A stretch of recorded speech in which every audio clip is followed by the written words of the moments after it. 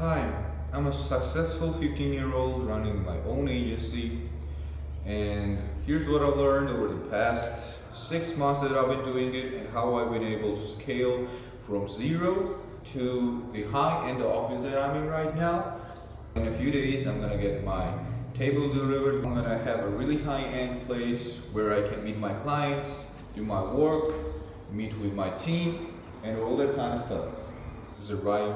I'm gonna tell you about my experience, how it's been running a web design studio agency for a 15-year-old. So at first I was really afraid. I'm just like any of you. I was really afraid, like sending emails, cold calls. Cold calls was too much for me. I didn't do that at first. I knew that it was effective, but it was too scary for me, and I didn't do it because I was scared. At first, I was doing emails. I was cold emailing businesses, and they didn't even respond.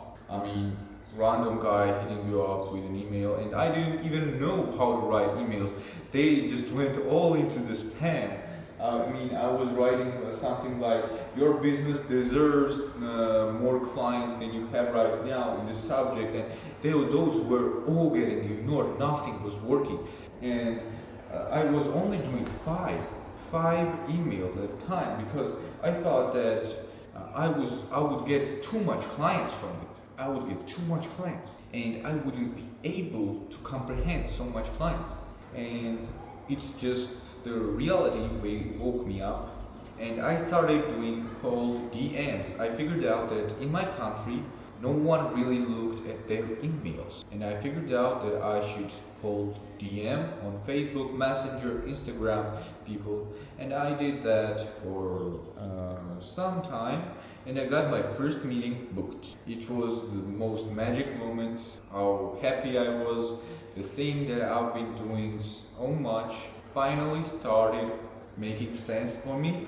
In that moment, I was so happy. I immediately got out of the desk, saw my family, told them about my success, and I already thought that I closed that deal because they agreed upon a meeting. And my offer then was that I was making them a demo website for free first, so they could see my abilities, what I'm capable of, what I will provide, and after that, and only after that, they decided if they wanted to pay me or did they not. So on the first meeting, it was the restaurant, cafe, bar, and I got there with my father. It was super exciting moment. I was super nervous, and my father is really supporting figure in my life. He always helps me. He's an entrepreneur himself. He has a strong factory, and he knows how to communicate himself, how to talk to certain people, how to talk in general, and he helped me a lot in there. And I thought that the deal was closed. I started making a demo website, and I made it. And they called. I said, "Hey, I made you a website. Look, whatever." They looked, told me it was nice, it looked beautiful, and told me to name the price. I named that was $350, $350. That's not much, but that is that is what I provided for my services, because it was my first client, and they ghosted me completely for days. I was asking them, I was texting them desperately. I was so desperate to get them. I was texting them. I don't know. I did a lot of stuff to get them back, and they ghosted me. And finally, they said that they didn't need my services, and they would call me if they were interested. So that was the story of my first meeting. After that, I did much more volume. I started cold calling hotels. I almost cold called all the hotels in my city. I've been on a meeting with like 10 of them, and no one agreed upon. And on the 11th meeting, I decided to go alone without my father. No, I didn't decide it. Actually, I'm lying to you. It's because my father was busy with his work and couldn't go with me. So I decided to go alone, to explore how can I talk, communicate. And as it turns out, for a client to buy your services, they have to really like you. And that's what happened. The guy that I was meeting with saw that I was still with my backpack right after school, 15-year-old trying to make his money, his way on in his life, and he really liked me. And that, I think, was why he bought the service from me and not anyone else, because he told me that someone had offered him before me, but he didn't do it. And then because that he really liked, you really have to be close to your client. You really have to be friends with your client. We agreed upon, and that was the story of my first client. After that, I really didn't do much. I was doing cold calls once again, not doing much volume, and then it almost hit me. The sales is a volume numbers game. The more you do, the more clients you get. And I started doing more and more and more and more and got more and more and more clients. I was able to afford this in the first place, and I'm getting my furniture in, and I should get the electricity and other stuff in this place. The other thing I learned about in sales is that you should sell outcomes and not the initial thing. Do not sell the features of a website. Sell them what the website will give them. So the dream outcome of people, businesses, is to get more clients. How they can get more clients from a website? They need to rank in Google. So you should sell that. You should either learn SEO, or you should just learn Google Ads and offer Google Ads services to your clients. Either way, they will win much more and refer you to other people than you just making them a website and it doesn't even rank on Google. I wouldn't even buy it for myself, and that thing I had to realize hard, and I realized that after so much meetings that went in failure. Right now I am having meetings set up in like every 5 calls, 3 or 4 people always agree to meet with me, and I need this spot. I need this to meet them in a way high-end, nice spot. The thing with sales is that you have to be very, very high-end, and the client has to like you. Client has to like your space. Client should think that you're a professional.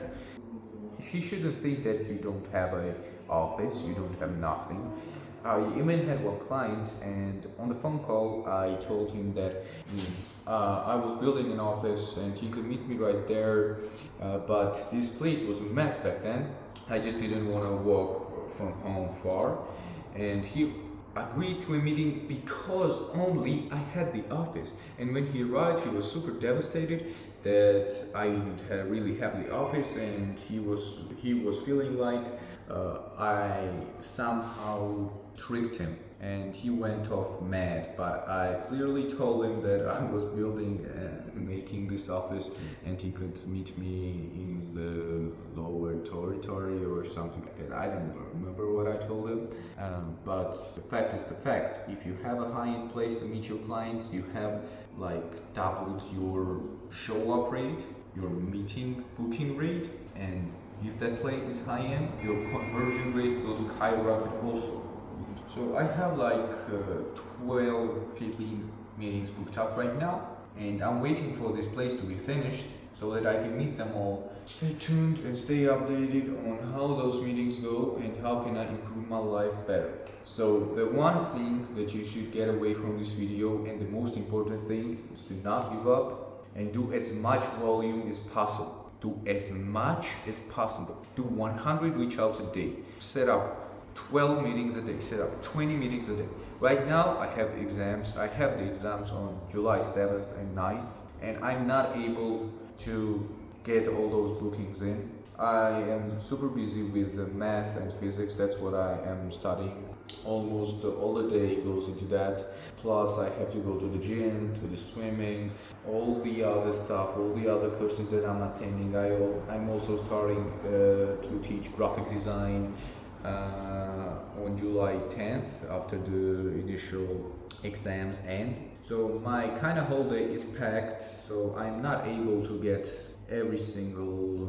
I'm not able to do 100 reach outs a day, but at least I'm able to make 3 or 4 meetings bookings a day. So there's like 8 calls a day, but it really works for me.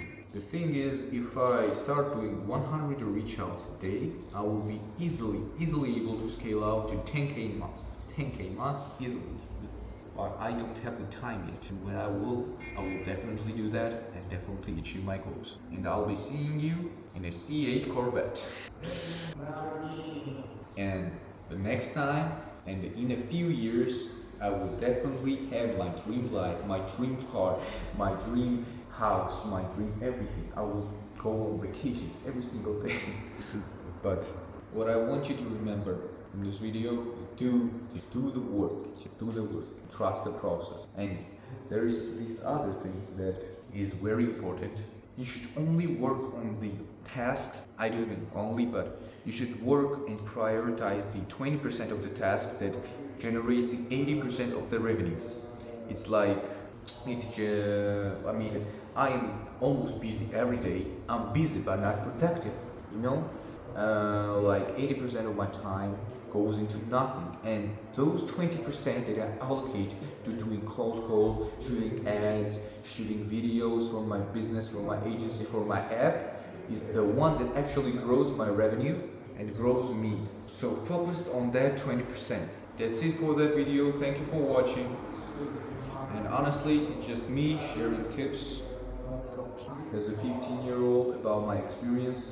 So if anyone else wants to start a business like me, that you should know that if I can do it, a 15-year-old from a country where I can only price my website at 350, then they can too.